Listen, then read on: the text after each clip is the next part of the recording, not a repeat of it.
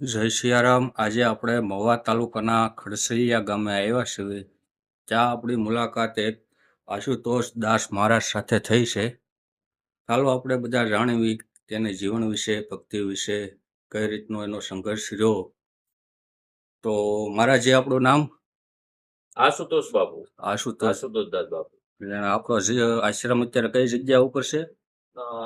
મહુવા તાલુકો, જિલ્લો ભાવનગર, ખડસલિયા, મહાવીર હનુમાનજી ખડસલિયા. મહાવીર હનુમાનજી. તો આપણે હનુમાનજીના ઉપાસક છો. તો મહારાજજી, કેવું રહ્યું તમારો આ ભક્તિ માર્ગ અને ક્યારથી તમે આ ભક્તિ માર્ગમાં જોડાણા છો? ભક્તિ માર્ગમાં હનુમાનજીની કૃપાથી બચપનથી જ 7-8 વર્ષના હતા ત્યારથી જ તે. પણ હનુમાનજી મહારાજ પહેલે ગામમાં અમારે જે મંદિર હતા એ મંદિરના હનુમાનજીની પૂજા કરતા. પછી ત્યાંથી અહીંયા આવી ગયા અને અહીંયા આશ્રમ બનાવ્યા. અત્યારે આ લોકેશન મેં જોયું, બરોબર ગામની બહાર છે. હા, ગામની બહાર છે. એક ડુંગર ઉપર.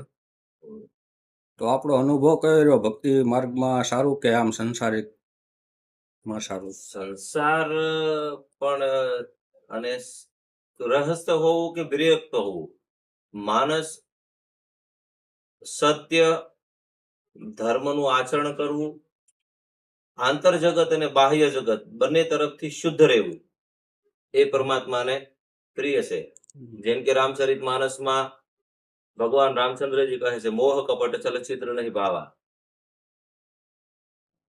હા, ઠીક છે, ઠીક છે. મેં વાત પણ સાંભળી છે કે તમે ધ્યાનમાં બેહો છો. તો કેવા કેવા અનુભવ ધ્યાનમાં થાય છે? ધ્યાન મતલબ ધ્યાનનો અર્થ એ છે કે કોઈ પણ ચીજનું ધ્યાન નથી કરવાનું. ન કોઈ વસ્તુ, ન કોઈ વ્યક્તિ, ના કોઈ દેવી, ના કોઈ દેવતા, કોઈ પણનું ધ્યાન નથી કરવાનું.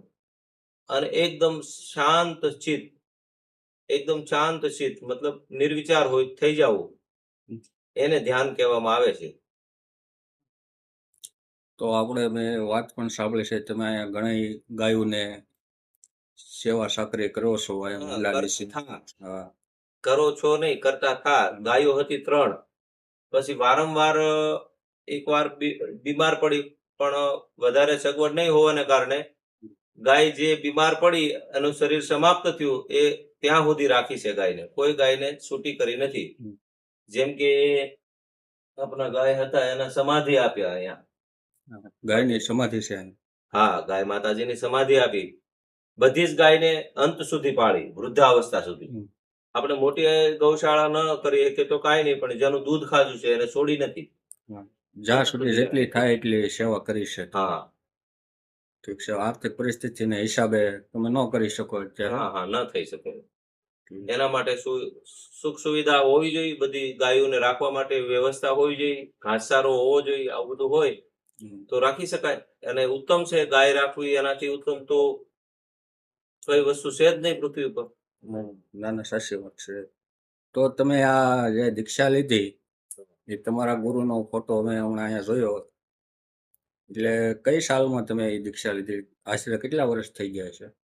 તો પહેલી વાર મેં અહીંયા એક ડોક્ટર આવતા હતા, એટલે અહીંયા બાજુમાં ભેંસલા હનુમાનજી મંદિર છે, ત્યાં કથાનું આયોજન હતું અને એ કથાના આયોજનમાં પૂજા કરવા ગયા હતા.